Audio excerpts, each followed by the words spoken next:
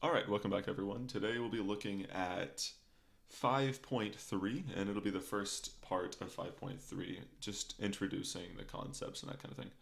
So, 5.3 covers complex numbers. The first bit of numbers that you guys are learning about that are not in the category of real numbers. All right, complex numbers are different from real numbers, and we'll get into that later. But that's basically what this section's about. So today we're going to be talking about what is the complex unit I.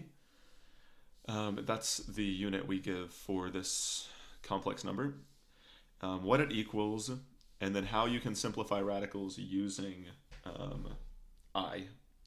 And then we'll introduce an actual complex number by like its strict definition. All right, so let's skip all this. Skip all this. All right, so here's the deal. All right, I is equal to the square root of negative 1. Okay? And the reason we have a unit for this, there's lots of historical context, but the idea here is this allows you to have solutions to problems. This allows you to have solutions to polynomials of all different kinds, and we won't really get into that in Algebra 2. It's like, it's not that important. But you need to memorize that I equals the square root of negative 1. Right? That's absolutely something you need to memorize. And I'll tell you, right here, I will have a question on this upcoming test, as well as the first semester final and the second semester final. And it says I equals, and you have to put the square root of negative 1. Free points on your finals and on the test. Right?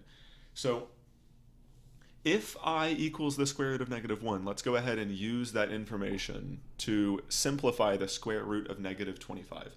So remember from the last section, we talked about a property saying that if you have, like the square root of 25 times 2 under the square root, this can be broken into, like this is just side stuff, this can be broken into the square root of 25 and the square root of 2, right, times the square root of 2. Now, this is absolutely true, and we'll talk about like a condition for this to be true, but we'll get to that later. And then we took the square root of 25, which was 5, and then we took the square root of 2. Actually, well, I don't know why I wrote an equal sign there. And then it's just times the square root of 2, right? So are you guys familiar with this, right? So the idea here is you took some like square root of 50 and broke it up into 25 and 2, right? But you can break it up into whatever you'd like. And what we're going to break our square root of negative 25 up into is the square root of positive 25 times the square, or times negative 1, which breaks into the square root of 25 times the square root of negative 1. And the reason we want to do this is because we don't know what number, and this is a real important aspect of negative square roots. If you try to think, right, the square root of a number means what number times itself gives you negative 25. And the problem with this is that, all right, let's imagine some hypothetical numbers here. Let's imagine that this is 5. So that means this other one has to be 5. So that means 5 times 5. You're saying, is that equal to negative 25? Well, no, it is not. Okay, then you're thinking, how about negative 5 and negative 5? Negative 5 and negative 5. Well, that's a positive 25 again. And the idea here is that there is no number, no real number, that you can multiply by itself or square to give you a negative value. Think of it this way. If your original value is positive, a positive times a positive is still a positive, right? But if your original value is negative, then a negative times a negative is a positive again. So there's no way using real numbers that you can multiply a number by itself and it give you negative 25. And that's another reason why we use this complex unit I. So what we want to do is, since we can't split it up like that, we need to do something with the negative, because when the negative goes away and you just have the square root of 25, now you can handle this pretty well, because the square root of 25 is just 5. So the idea here is, the simple idea is that when you see a negative under a radical, just remove the negative and place an I outside, because this happens. You can split the negative 25 up into a positive 25 and a negative 1, which splits up further into the square root of 25 times the square root of negative 1. And then the square root of 25 is 5. And you still have the square root of negative 1, this problem that you'll never find a real number solution for. And so we call that I. And so you just have 5I. And that is the solution to this problem, or that is the simplified version of this problem here, of this expression. Okay? So let's do some more here. Now, we've got the square root of negative 99. So your first step when doing this is to immediately separate the negative part from the positive part. This is always going to happen. And you'll be able to take a shortcut and skip this step, but we're going to do it for now. So you've got the square root of 99 times negative 1 here, right? I'm going step by step. Feel free to skip as many steps as you'd like if you understand what's going on here. There's a shortcut to it. So now that you've got the 99 and the negative 1 separated by this product, you can separate them into their own radicals. Square root of 99 times the square root of negative 1. And what's always going to happen is the negative comes out as negative 1, then it comes out here in its own radical, and that becomes I. So you have the square root of 99 and then times I. This is always going to happen. So if ever you see a negative under your radical, you can always just take it out and place an I here. This is always going to be true. And then you just simplify the square root of 99. So you think of what you can multiply, or what factors of 99 you know the square root of. And I'm going to go with 9 and 11. So we know the square root of 9, that's 3, times the square root of 11, and then times I. And for convenience sake, I'm going to put the I with the 3, and it just looks nicer. And there's your answer. The square root of 99, remember, this is from last lesson. You're trying to think of what values multiply to give you 99 that you know the square root of. And you know the square root of 9, and so you choose it, 9 and 11. This is part of the simplifying process. And then the square root of 9 is 3. The square root of 11, you can't simplify, it's a prime number. And then you have I still, that I. And I'm just putting it here instead. All right? Hopefully this is going okay for you so far. So let's try this one. If you remember how to simplify the square root of 448, then you can simplify the square root of negative 448. Because the idea here is it just becomes the square root of 448 times the square root of negative 1, which is just the square root of 448I, right? Times I. So just break the square root of 448 down into a number you know the square root of, hopefully a large number you know the square root of, and another number that you don't know the square root of. So I'm going to go through this, and I don't know this right off the top of my head, so I'm going to go ahead and use my calculator, and here's what I'll do. I will take my number, 448, and start dividing it by really big, perfect squares that I know. So you've got 448 divided by 144. How about that? That doesn't work out. Well, what's 13 times 13? 169. Does 448 divided by 169 give us a whole number? Oh, what happened? What is going on here? I guess backspace does not work. All right, then 9. No, that doesn't come out evenly. 448 divided by, how about 121? No, 448 divided by, it's not gonna be, how about 81? No? What is 14 times 14? 196? 448 divided by 196? No? Well, we'll just keep at it. How about 64? Hey, 64 and 7, look at that. So you break it into 64 and 7. And the reason we chose 64 and 7 was because that was a large perfect square, and this is a prime number, so that's not gonna reduce anymore. So this is just gonna be 8 square root of 7 times I, and that's just 8I times the square root of 7. And that's it. Your problem is now done. All right, hopefully you've not found this too difficult. It's basically exactly what we've already done, except when you see a negative, you just put an I on the outside. It's really as simple as that. Now, let's investigate I squared, when you take I and multiply it by itself. So, since square roots and squares, quote unquote, undo each other, what is I squared? So, since I is the square root of -1, if you try to take I and square it, that's like saying the square root of -1 squared. And what happens is the square root and the square cancel each other, and you get I squared equals -1. This right here is also going to be on your upcoming test, on your first semester final, and your second semester final. It'll just say I squared equals, and you just have to put -1. Now, this definition worked out in it to be -1 just fine here, but I want to look at something else just for a minute. And that is using this property we had been using. So you remember we were using this property where, right here, where you've got 50 broken up into 25 and 2, and then we broke them into their own separate houses here, and then that worked out, right? Well, we'll find that this property doesn't actually work when your values are negative, and we'll see why. So let's experiment with what happens when you have the square root of -1 times the square root of -1. So we're investigating this, right? So this is the same thing as saying I squared, right?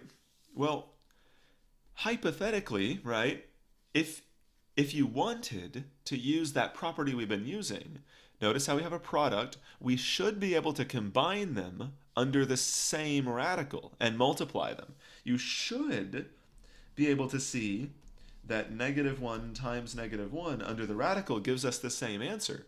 But what you find is that -1 times -1 is a positive 1, and the square root of positive 1 is just 1. So what happened?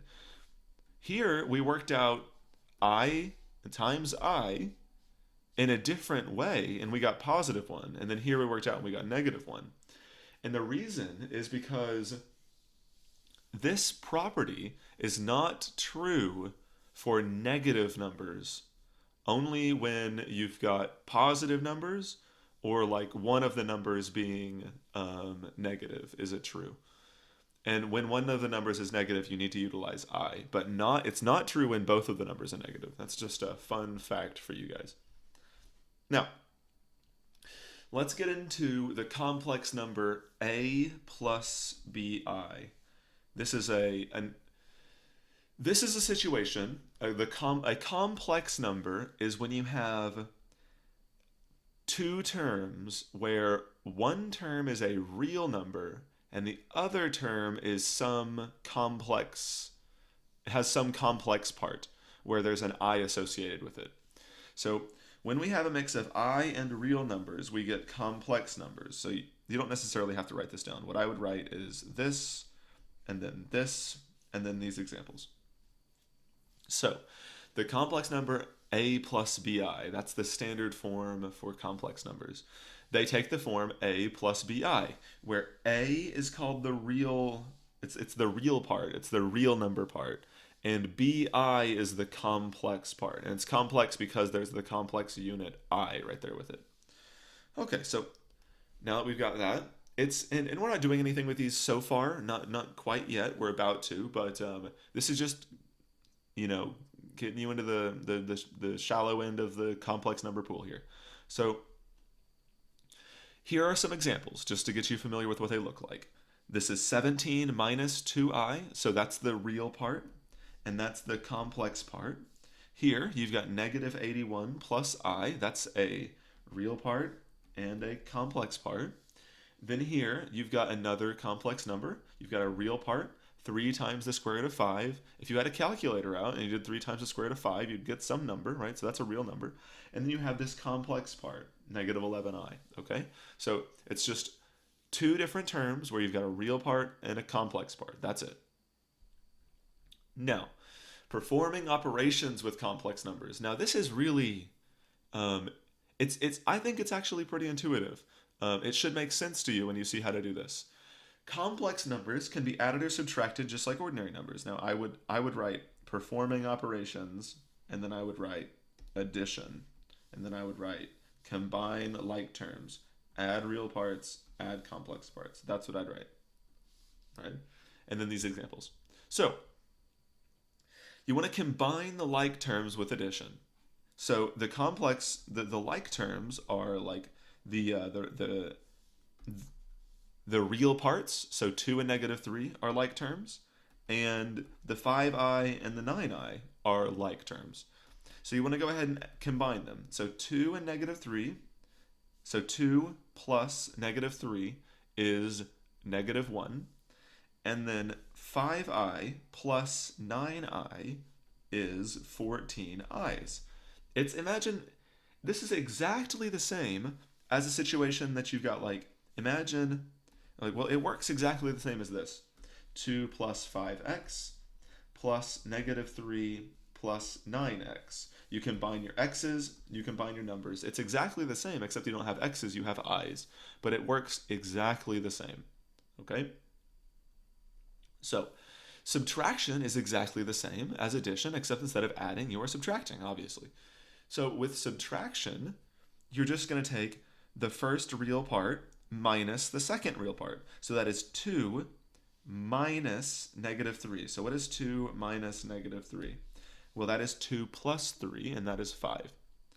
And then you've got 5i minus 9i. So that's 5i minus 9i, and that is negative 4i. And there you have it. There's your answer. Really not so bad, right? Hopefully you guys are like, I imagine the most skeptical of you are like, I mean, I really hate this I stuff, but really, it's not that complicated, right? It's really not that complicated. If you can combine like terms with x's, you can combine like terms with i's, all right? I know I say it's not that complicated a lot, and I don't mean to belittle anyone who finds it complicated, but I really do think that if you have a basic grasp of some of this earlier stuff, this should not be much of a logical leap, all right? So I don't mean to belittle anyone, honestly. Right? It's the last thing I want to do. Now, let's talk about multiplication. So you can multiply, you can distribute in, and again, you treat this exactly as if the I is replaced with an X. You treat it exactly the same. Here you distribute in, and what would you get? You'd get negative 15 plus 12x, right? That's exactly what you're going to do here. Your negative 3 times 5 is a negative 15, and your negative 3 times negative 4i is a positive 12i. It's exactly the same, except you have I.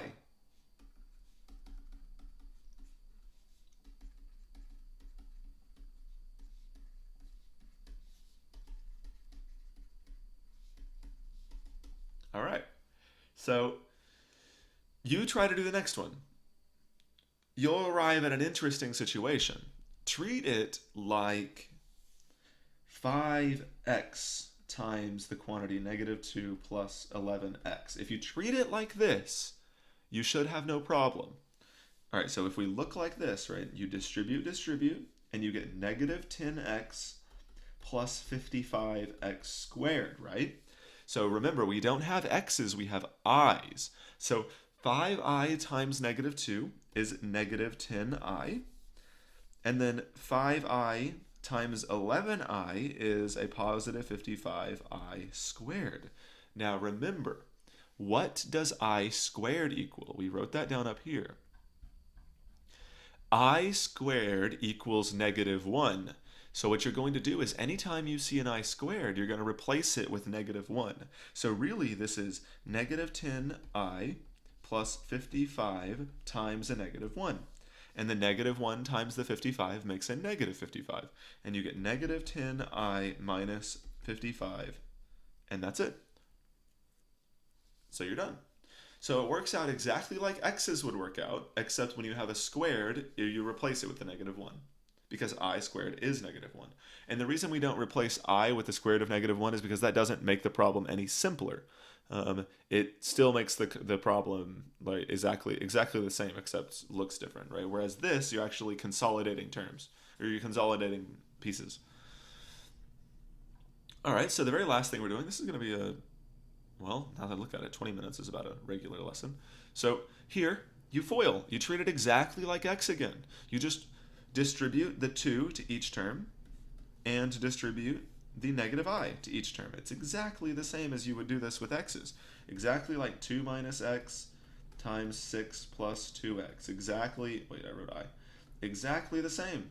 Distribute, distribute, distribute, distribute. Replace any I squareds with -1. So let's go ahead and do that. Your 2 times 6 is 12. Your 2 times 2i is 4i. Then your -I and your +6 make -6i, just like the... Whoa, why did I write x here? My bad, this should have been a 6. Sorry if that confused you. Just like your -x and your +6 multiply to give you a -6x, -6i. And then here, -I and +2i make -2i squared. The numbers here, -1 and 2, multiply together. So -1 times 2 is -2, and I times I is I squared. And now you replace the I squared with -1. And what happens is your -2 and your -1 multiply to give you a +2. And then your 4i and your -6i combine to give you -2i, like combining like terms, just like we did right up here. 5i minus 9i, this is like 4i minus 6i, so that's -2i. And then our 12 is still sitting out here. Then, the very last thing you do is you combine your numbers, 12 and 2, and you get 14 minus 2i. Okay? Hopefully you found this to be something you've not learned yet, but something that's easier to grasp than you might have thought, hopefully. Because it is really similar to just basic distribution, with the one caveat that when you have I squared, you replace it with -1. All right, there's your homework. This has been a 22-minute long lesson, so I think that's fine. So go ahead and get started. You have plenty of time.